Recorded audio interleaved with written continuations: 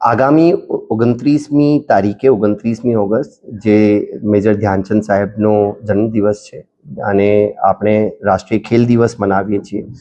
આ રાષ્ટ્રીય ખેલ દિવસના ઉપલક્ષમાં આણંદ જિલ્લામાં 29મી તારીખ, 30મી તારીખ અને 31મી તારીખ 3 અલગ અલગ દિવસે વિભિન્ન પ્રકારની ખેલને લગતી પ્રવૃત્તિઓનું આયોજન કરવામાં આવ્યું છે. 29મી તારીખે જિલ્લા કક્ષાનો એક મોટો કાર્યક્રમનું આયોજન રમતગમત કેન્દ્ર, જે જિલ્લાનો સ્પોર્ટ્સ સેન્ટર છે, ત્યાં રમતોનું આયોજન કરવામાં આવેલ છે. આ ઉપરાંત 29મી તારીખે તમામ શાળાઓમાં ફિટ ઇન્ડિયાની એક પ્રતિજ્ઞા પણ લેવામાં આવશે અને દરેક શાળાઓમાં આપણા પરંપરાગત ખેલોનું પણ, રમતોનું પણ 1 કલાકનું 29મી તારીખે આયોજન છે. 30મી તારીખે પોલીસ હેડક્વાર્ટર ઉપર એક આખું સરકારી વહીવટી તંત્રનું એક રમતગમતનું આયોજન રાખવામાં આવ્યું છે, જેમાં ઇન્ટર ડિપાર્ટમેન્ટલ સરકારના જુદા જુદા વિભાગોના અધિકારી કર્મચારીઓ પણ પાર્ટિસિપેટ કરશે.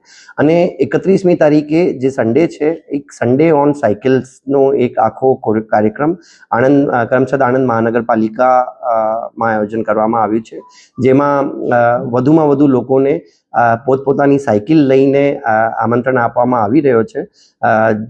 આ 3 કાર્યક્રમો થકી આખા ગુજરાતમાં અને હું આણંદની વાત કરું તો આખા સમગ્ર જિલ્લાના તમામ લોકોને ફિટ રહેવા માટે અને આપણા રાષ્ટ્રના વિકાસમાં એક પોઝિટિવ કોન્ટ્રીબ્યુશન આપણે કરી શકીએ.